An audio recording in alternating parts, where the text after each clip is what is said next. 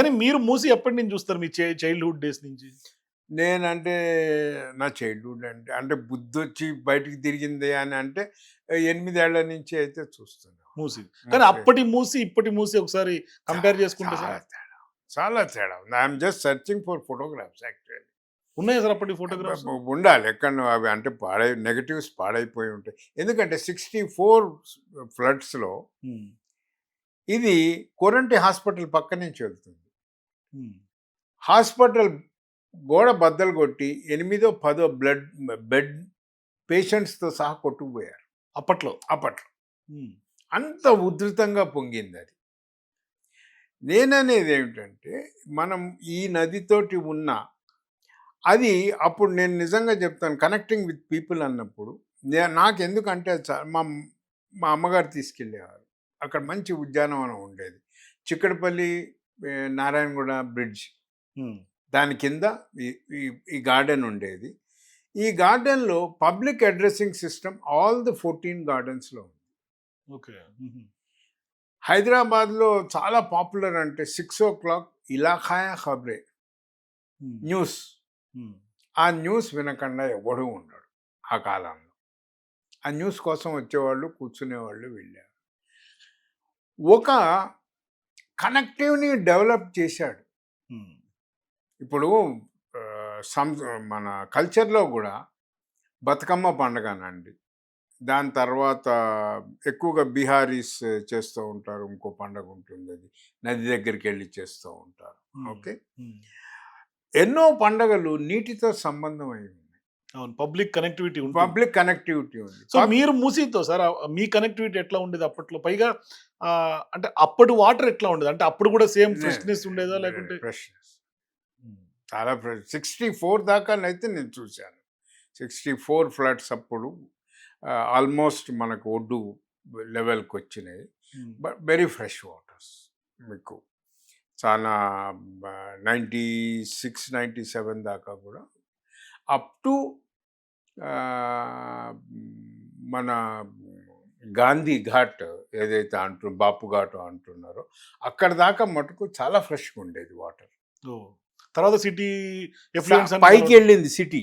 హ్మ్. City migrate అయింది. River వచ్చి ఇండస్ట్రీ దగ్గర కూర్చోవాలా. అవును. సో, హ్మ్. దాంతోటేంటంటే అసలు first first principle is connecting people with river and highlighting the history of the river. హ్మ్. ఓకే. ఎవరు ఏం చేశారు? ఏం కథ? చాలా విచిత్రం ఏంటంటే కొన్ని పుస్తకాలు 2 చోట్ల టింబర్ ఇండస్ట్రీ ఉంది.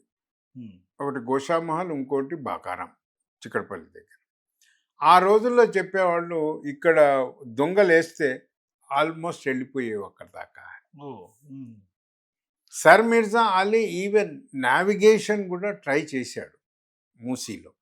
హుహు. Okay. Hmm. Hmm. But some reason after the independence ఆయనని ఎంకరేజ్ చేయలేదు. He migrated to Rajasthan and then Bengaluru. హ్మ్.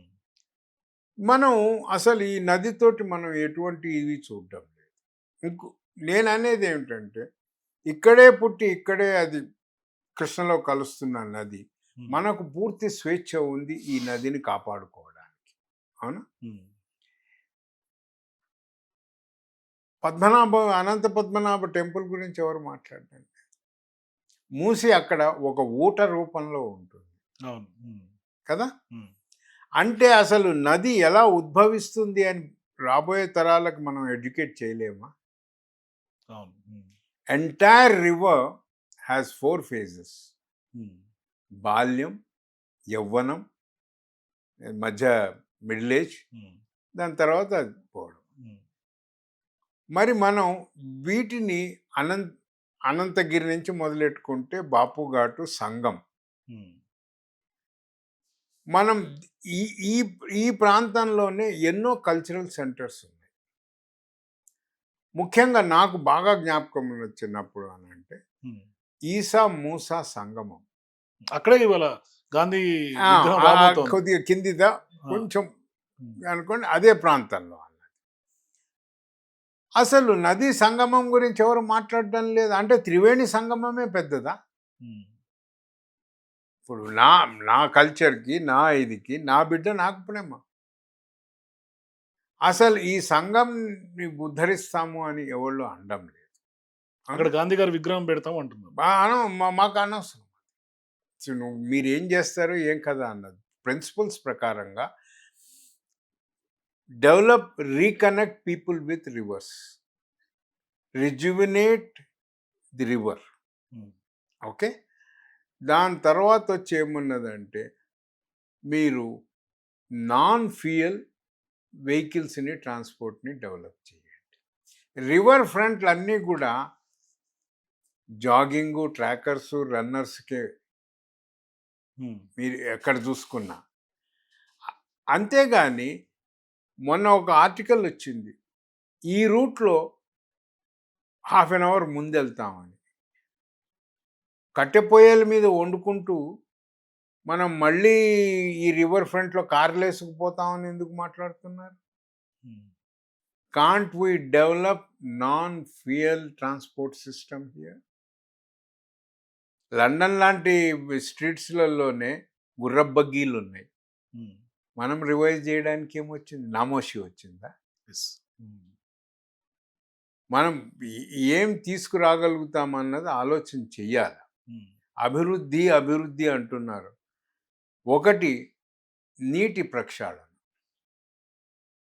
ఉన్నదే 140 కిలోమీటర్లదంటే అందులో 56 కిలోమీటర్లు నేను వృద్ధి చేస్తాను. 56 కిలోమీటర్ల పైన చేవెళ్లలో సిక్ కెమికల్ ఇండస్ట్రీస్ కట్టడాన్ని నుంచి పాశమైలారం నుంచి షిఫ్ట్ చేశారు. మరి ఆ ఇండస్ట్రీ పొల్యూషన్ ఇక్కడికి రాదా?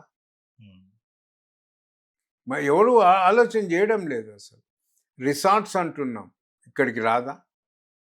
జియో 111 అసలు ఈ రోజుకి కూడా మనం బలోపేతం చేయడం లేదు. అవును, ఉమ్, అక్కడ ఇల్లీగల్ స్ట్రక్చర్ గురించి మనం మాట్లాడడం లేదు. ఎంత మురుగు నీరు ఆల్రెడీ వస్తుంది జంట జలాశయాల్లో. మరి కానీ ఇవాళ ఎస్టీపీలు భారీగా 31 ఎస్టీపీస్ ప్లాన్ చేయటం, తర్వాత దాని నుంచి వచ్చే వాటర్ని కూడా ఇండస్ట్రియల్ దానికి తరలించడం, ఇవన్నీ కూడా ప్రభుత్వం చాలా ప్లాన్స్ చెప్పినాయి. చెప్తుందండి, ఏమన్నా చెప్తుంది. అక్కడ ఉన్న ఆఫీసర్లు రోజు బుర్ర తింటూ ఉంటే ఇలాంటివి చెప్తుంది.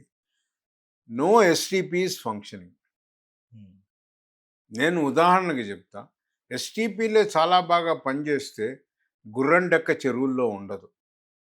yes, ఉమ్, క్లాసిక్ ఎగ్జాంపుల్, ఇప్పుడు మిరాలం ట్యాంక్ కూడా ఏదో ఉయ్యాల జంపాలు కడుతున్నారు. అక్కడ మిరాలం ట్యాంక్లోనే గుర్రం డెక్క ఉంది, మిరాలం ట్యాంక్లోనే ఎస్టీపీ ఉంది. ఉమ్, ఎస్టీపీ హుస్సేన్ సాగర్లో లేదా? మరి హుస్సేన్ సాగర్ ఎందుకు అంత కంపు కొడుతుంది? అవును, ఉమ్.